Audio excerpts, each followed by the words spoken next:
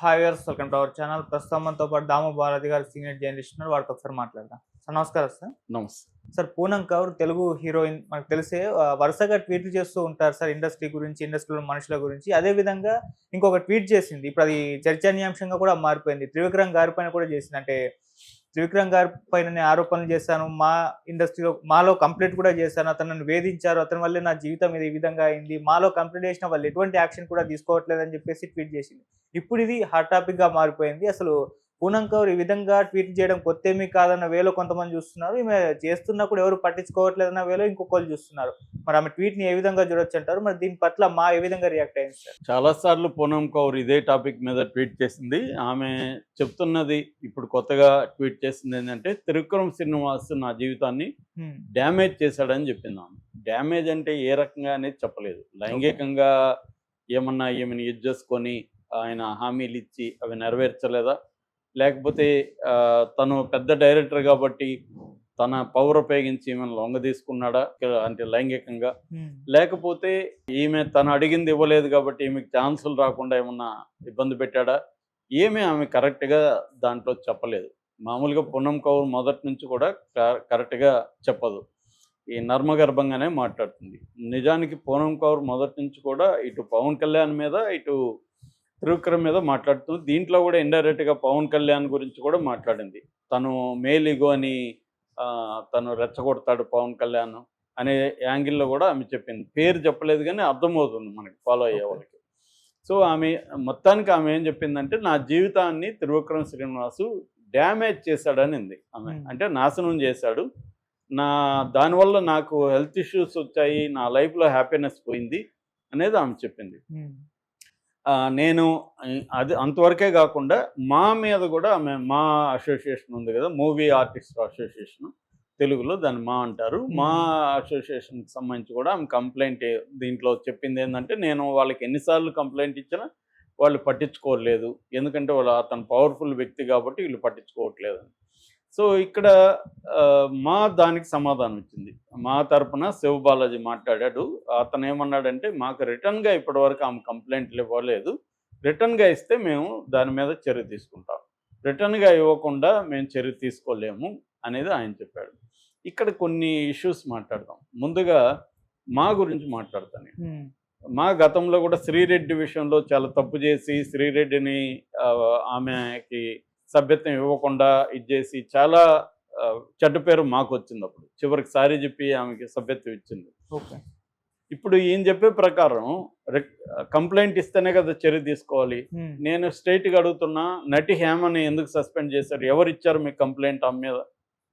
ఆమె నేరం చేసిందని ఎక్కడ ప్రూవ్ అయింది? ఆమె మీద ఒక ఆరోపణ వచ్చింది, డ్రగ్స్, ఆమె బాడీలో డ్రగ్స్ ఉన్నాయనేది ఆరోపణ వచ్చింది. బోల్డ్ మంది మీద, సినిమా వాళ్ళ మీద, గతంలో రవితేజ మీద, వాళ్ళ బ్రదర్స్ మీద, ఆమె ఎవరు పూరి హీరోయిన్ చార్మి కౌర్ మీద, వీళ్ళ మీద వచ్చాయి కదా, వాళ్ళ మీద ఏమన్నా చర్య తీసుకున్నారా? ఈమె బలహీనరాలు కాబట్టి, తక్కువ స్థాయి ఆర్టిస్ట్ కాబట్టి ఆమె మీద విష్ణు పెద్ద ఎత్తున మోరల్ యాంగిల్లో తీసుకున్నాడు. ఇదే మరి అల్లు అర్జున్ మీద కేసు కూడా పెట్టారు కదా, చాలా పెద్ద కేసు పెట్టారు కదా, కల్పబుల్ హోమిసైడ్ పెట్టారు కదా. మరి అల్లు అర్జున్ ఎందుకు సస్పెండ్ చేయలేదు? మోహన్ బాబు మీద హత్యాయత్నం పెట్టారు కదా, దాన్ని సపోర్ట్ చేస్తూ మళ్ళీ అదే విష్ణు బయటకు వచ్చి మాట్లాడాడు కదా, మా నాన్న ఉద్దేశం లేదు ఇవన్నీ. మరి ఈ హేమ మీద ఎందుకు తీసుకున్నారు?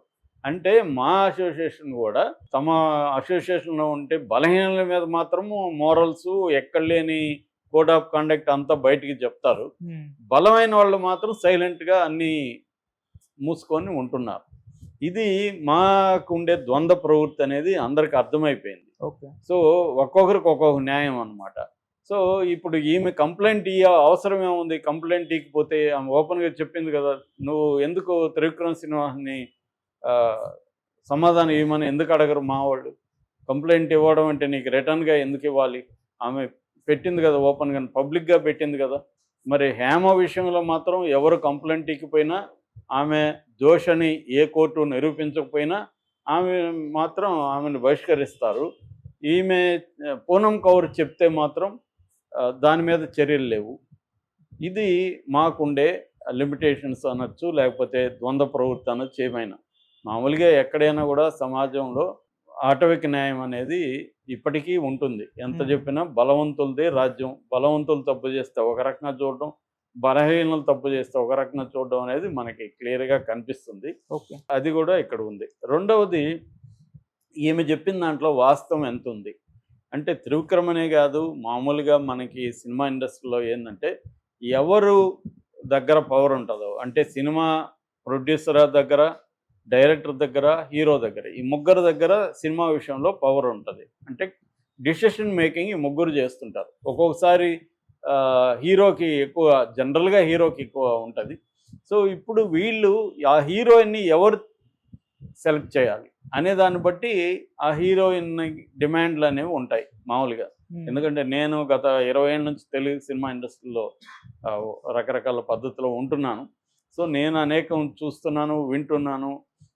ఏం జరుగుతుందంటే ఇప్పుడు ఒక హీరోయిన్ తీసుకోవడం విషయంలో చాలా సార్లు హీరో డెసిషన్ ఉంటది. హీరో అనుకున్న అమ్మాయినే తీసుకుంటారు. అప్పుడు ఏం చేస్తాడు హీరో, తనకు కూడా ఉపయోగపడే విధంగా ఉండే హీరోయిన్‌ని తీసుకుంటాడు. హ్మ్. అంటే తనకు ఉపయోగపడడం అంటే లైంగికంగా. ఓకే. తనకి ఉపయోగపడే విధంగా ఉన్న హీరోయిన్‌నే రికమెండ్ చేస్తుంటాడు. నేను ఈ మధ్య కూడా ఒక సినిమా గురించి వింటున్నా. హ్మ్. ప్రొడ్యూసర్ ఏమో పలానా హీరోయిన్‌ని తీసుకో అని చెప్తాడు డైరెక్టర్‌కి. ఓకే. కానీ హీరో మాత్రం ఫిట్టింగ్‌లు పెడతా ఉంటాడు ఆ హీరోయిన్‌ని తీసుకోకుండా. అసలు విషయం అంటే హీరోకి లైంగికంగా ఉపయోగపడే అమ్మాయినే పెట్టాలనేది హీరో ప్లాన్. హ్మ్. కానీ అతను డైరెక్ట్‌కి చెప్పడు అది డైరెక్టర్‌కి. సో, డైరెక్టర్ సఫర్ అవుతున్నాడు. ఇవన్నీ తెలుసు డైరెక్టర్‌కి గూడా. అయినా దీన్ని ఎలా డీల్ చేయాలనేది డైరెక్టర్‌కి ఇబ్బంది. ఇలాగ చాలా కేసులు మనకు కనబడుతుంటాయి.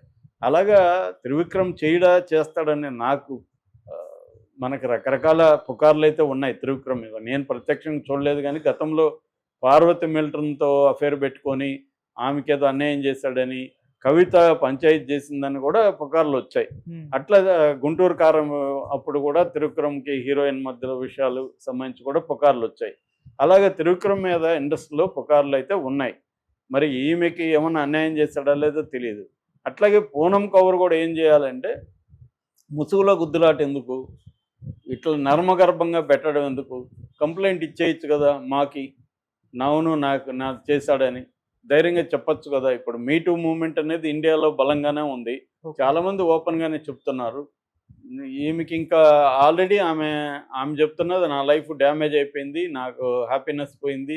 హెల్త్ పోయిందని చెప్తున్నా. ఇంకే కోల్పోవడానికి ఏమి లేనప్పుడు ధైర్యంగా చేయడం వల్ల వేరే వాళ్ళకి జరగకుండా ఉండడానికి ఉపయోగం ఉంటది కదా! చిన్మయి లాంటి అమ్మాయిలు అక్కడ సింగర్‌లు కొట్లాడుతున్నారు కదా తమిళనాడులో. అలాగా చేయొచ్చు కదా అన్న ప్రశ్న వస్తుంది. మేబీ ఆమె ప్రాబ్లమ్స్ ఏమున్నాయో మనకు తెలీదు. మామూలుగా అయితే అనిపిస్తది. ఇంత స్థాయిలో ఓపెన్‌గా మాట్లాడుతున్నప్పుడు ఒక కంప్లెయింట్ వీళ్ళకి పడేస్తే ఏమవుతుంది? కంప్లెయింట్ పడేసి దాన్ని కూడా పబ్లిక్ డొమైన్‌లో పెట్టేసేయండి. అప్పుడు వీళ్ళ సంగతి కూడా తెలుస్తుంది కదా! ఏ స్థాయిలో వీళ్ళు తీసుకుంటారని. హ్మ్. ఇక్కడ ఏందంటే పెద్దోడు చేస్తే తప్పు కాదు. చిన్నోడు చేస్తే, బలహీనోడు చేస్తేనే తప్పు. సినిమా ఇండస్ట్రీలో అయినా, ఎక్కడైనా ప్రపంచంలో జరిగే వ్యవహారం అది. కానీ ఒక్కొక్కసారి చిన్నవాళ్ళు కూడా గట్టిగా కొట్లాడితే, ఇప్పుడు మనకి శ్రీరెడ్డి నిజానికి ఆ అమ్మాయి చాలా చిన్న స్థాయి అమ్మాయి. కానీ ఆ అమ్మాయి ఒక ఇండస్ట్రీలో అందరిని భయభ్రాంతం చేయగలిగింది. గట్టిగా కొట్లాడడం వల్ల అప్పట్లో హ్మ్. అందరూ కూడా భయపడే పరిస్థితి తీసుకురాగలిగింది అమ్మాయి. కొంతవరకు ఆ ఎఫెక్ట్ వచ్చింది. ఆ తర్వాత మళ్ళీ మామూలే.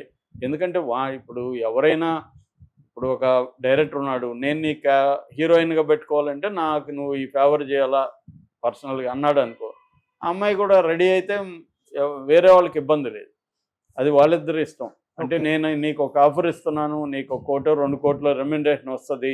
నువ్వు హీరోయిన్‌గా నీ లైఫ్ ఇదవుతుంది. దీంతో నువ్వు నాకు హెల్ప్ చేయని ఇతను అడిగాడనుకో, ఆ అమ్మాయి ఒప్పుకుంటే మనకి ఇబ్బంది లేదు. ఎప్పుడు ఇబ్బందంటే ఆ అమ్మాయిని ప్రెజర్ చేసో, ఆ అమ్మాయికి ఏదో హామీలిచ్చో, అవి నెరవేర్చకుండా ఇతను వాడుకొని, ఆ అమ్మాయికి ఇచ్చిన హామీలు నెరవేర్చకపోతే అది చట్టం గూడా ఇప్పుడు బిఎన్ఎస్ 69 సెక్షన్ గూడా ఇదే చెప్తుంది.